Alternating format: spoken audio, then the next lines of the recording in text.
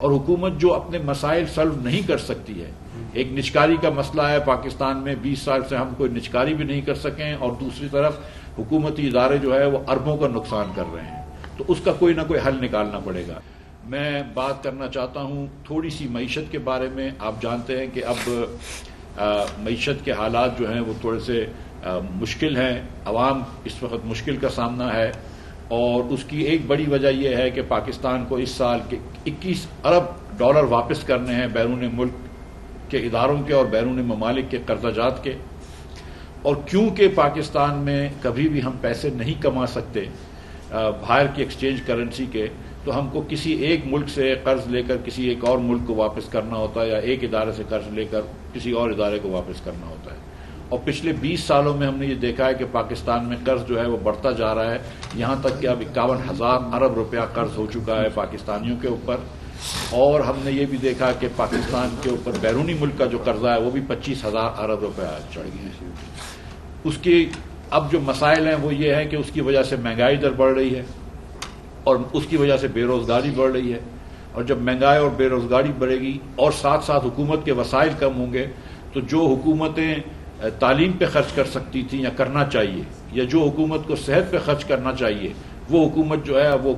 کس بھرے گی، باہر پیسوں دے گی، اور وہ تعلیم پہ خرچ نہیں کر سکے گی اور صحت پہ خرچ نہیں کر سکے گی۔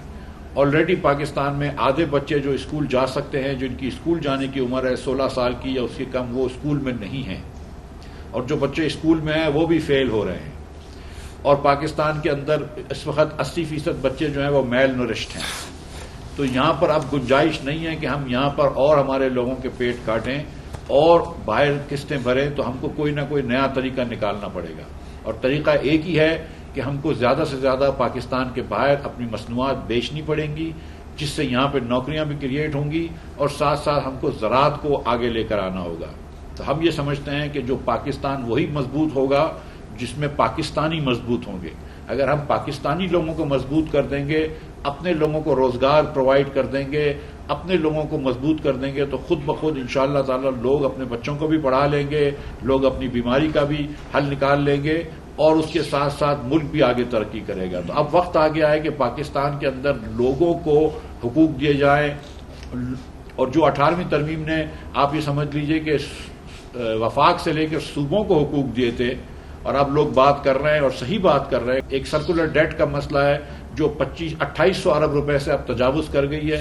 اور تیزی سے بڑھ رہی ہے۔ مشرف صاحب کے زمانے سے یہ چل رہا ہے، کسی حکومت نے اس کا حل نہیں نکالا، تو کیا اب یہ ضروری نہیں ہے کہ اس کا حل نکالیں، یا کہ روز کے روز بجلی مہنگی کرتے رہیں؟ تو اب وقت آ گیا ہے کہ حکومت جو ہے وہ کچھ فیصلے کرے،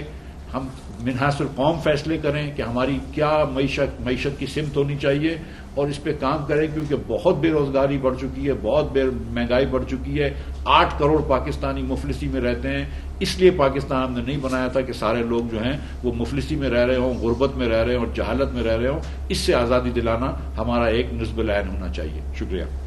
ہم بیٹھیں گے اور بات کریں گے تو معاملات طے پائیں گے نا، لیکن اگر آپ بیٹھنے کے لیے تیار نہیں ہوں تو مشکل ہو جاتی ہے۔ تو اب یہ بیٹھ کے بات چیت کر رہے ہیں، تو انشاءاللہ میں امید کرتا ہوں، میں سمجھتا ہوں، میں حکومت کے اس قدم کا خیر مقدم کرتا ہوں کہ IMF سے انہوں نے بات کی، گو کہ 4 مہینے کا نقصان کیا، گو کہ پیسوں کا نقصان کیا، لیکن بہرحال یہ چلے، اچھی بات ہے، دیر آئے درست آئے، اور انشاءاللہ تعالیٰ آپ جیسے بنگلہ دیش نے آپ نے فرمایا کر لی بات، اس طرح ان کو بھی بات کر لینی چاہیے۔